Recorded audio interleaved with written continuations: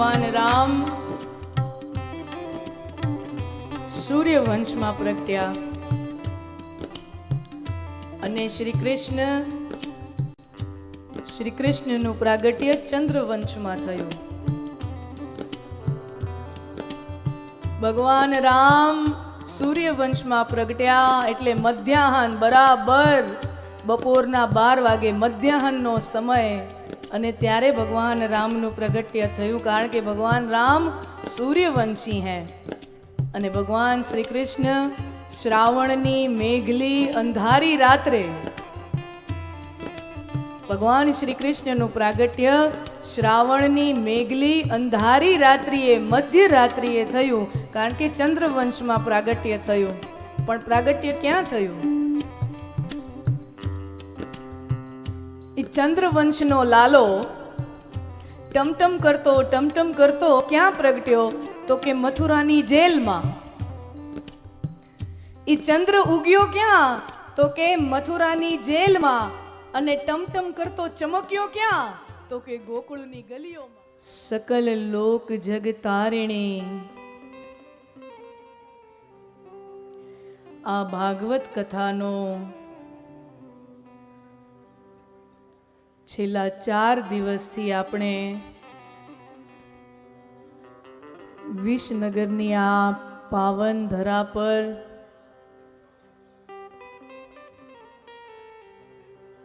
હું ને તમે શ્રી કૃષ્ણ પરમાત્માનું દિવ્ય ચરિત્ર એવું આ ભાગવત કથાનું રસપાન કરી રહ્યા છીએ. કથાના 4th દિવસના ઉપલક્ષે અહીં ઉપસ્થિત આપ સર્વે કૃષ્ણ પ્રેમીજનો તેમજ સાયન્સ ટેકનોલોજીના માધ્યમથી દેશ વિદેશમાં જોડાયેલા હજારો લોકો આ કથા સાથે જોડાયા છે. આપ સર્વે કૃષ્ણ પ્રેમીજનોને, કથા પ્રેમીજનોને વ્યાસપીઠથી મારા જય સિયારામ, જય શ્રી કૃષ્ણ, હરિઓમ તત્સત.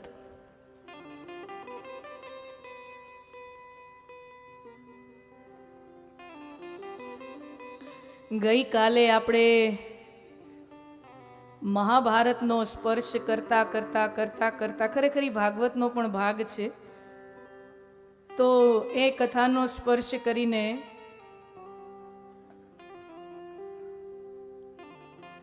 પરીક્ષિત રાજાને 7 દિવસ પછી મૃત્યુદંડ મળ્યો છે, શ્રાપ મળ્યો છે.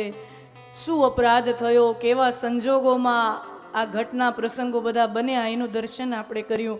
અને ભાગવતની કથા પરીક્ષિત રાજા શું કામ ભાગવતનું શરણ લે છે, એનો તાત્પર્ય શું હતો, આ બધી દર્શન આપણે ગઈકાલની કથામાં કર્યું. મેં મારું જીવન તો મારા હાથે બગાડ્યું છે, મારું મૃત્યુ હું સુધારી લઉં.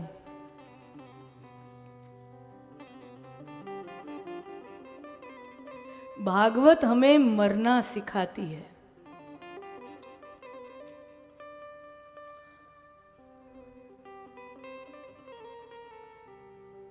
आर्ट ऑफ लिविंग ना कोर्सेस घણા બધા થાય, જીવન જીવવાની કળા, બરાબર. અને એ બરાબર છે કે જે 70, 80, 100 વર્ષનું જીવન છે, તો how to maximise, how to max out, જે પણ સમય મને ને તમે ઈશ્વરે આપ્યો છે એનો ફૂલ પોટેન્શિયલમાં એનો સર્વોચ્ચ ઉપયોગ હું ને તમે કેવી રીતે કરી શકીએ, તો એના માટે જીવન જીવવાની કળા, આર્ટ ઓફ લિવિંગના વર્ગો થતા હોય. આ ભાગવત છે ને, જેવી રીતે આર્ટ ઓફ લિવિંગ જરૂરી છે, તો ભાગવતજી એમ કહે છે, વ્યાસજી કેમ કહે છે કે જીવન જીવવાની કળા જેટલી જરૂરી છે એટલી આર્ટ ઓફ ડાઈંગ પણ જરૂરી છે. So Bhagavad-ji is nothing but an art of dying. મરવાની કળા. કે વ્યક્તિ આ સંસાર છોડીને જાય તો કેવી ખુમારીથી, કેવી ખુદદારીથી, કેવી અસ્મિતાથી, કેવા ગૌરવથી આ સંસાર છોડીને જાય. એનું પહેલું ઉદાહરણ આપણે ભીષ્મ પિતામહના રૂપમાં જોયું હતું.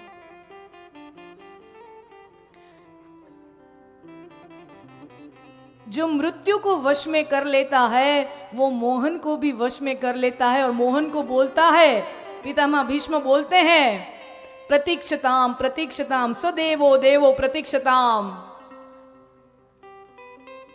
હવે મારા પ્રાણ ન છૂટે ત્યાં સુધી અહીંયા જ ઊભા રહો, ક્યાંય જતા નહીં. આખી જિંદગી મેં તમારી પ્રતીક્ષા કરી છે, આખી જિંદગી મેં તમારી રાહ જોઈ છે. હવે રાહ જોવાનો વારો તમારો છે. પિતામહ ભીષ્મનું એ ચરિત્ર જોયું. અને હવે એ બીજું ચરિત્ર જે મળે છે પરીક્ષિત રાજાનું. દો બાતો કો ભૂલ જાઓ, દો બાતો કો યાદ રખો. આ વાતે કાલે આપણે કથાને વિરામ આપ્યો હતો. પછી નરસિંહ ભગવાનને ઉતાવળ હતી,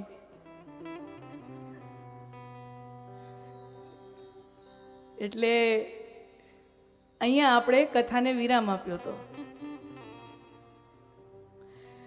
દો બાતો કો ભૂલ જાઓ, દો બાતો કો યાદ રખો.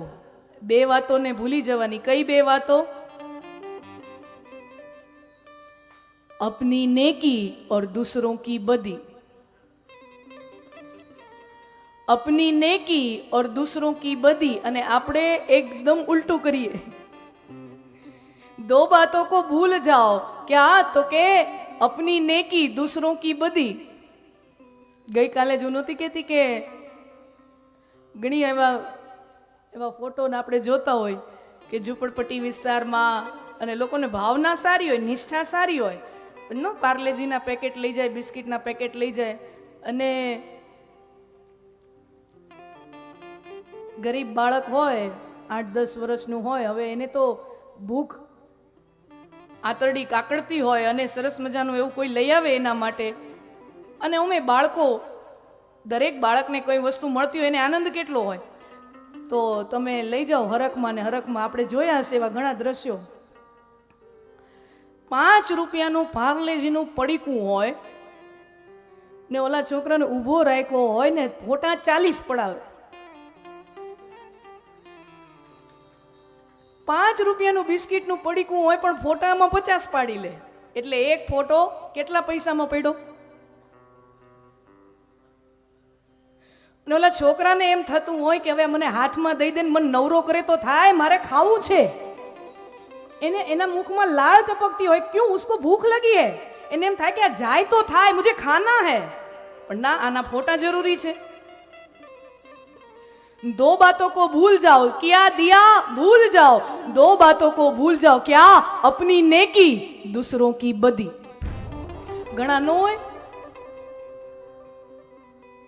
આની જ્યારે સ્થિતિ બરાબર નહોતી ને તે દીના નો, ઘણા તમે જોજો સમાજમાં સાંભળવા ન મળે. આનો જેદી આંગળી કોઈ પકડવા તૈયાર નહોતું, આની જેદી સ્થિતિ બરાબર નહોતી, તેદી ઈ જમાનામાં મેં એને 10 લાખ રૂપિયા દીધા, તઈ ઈ બેઠો થયો.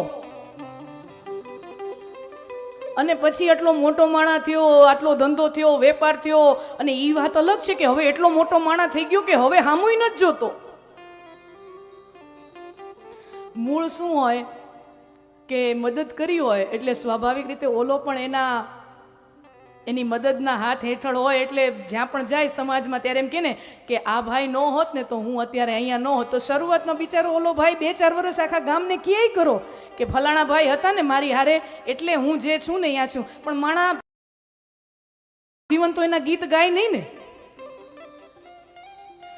2-4 વર્ષ કોઈ સમાજમાં એવી વાતો કરે કે આ ભાઈએ મારો હાથ પકડ્યો ને એટલે હું અહીંયા પહોંચ્યો. પણ ધીમે ધીમે પછી ક્યારેક માણસ કહેવાનું બંધ કરી દે. કેટલી એકને એક વાત કરવી. અને જેવો ઓલો એ વાત કરવાનું બંધ કરે એટલે ઓને દુખાણા ઉપડે.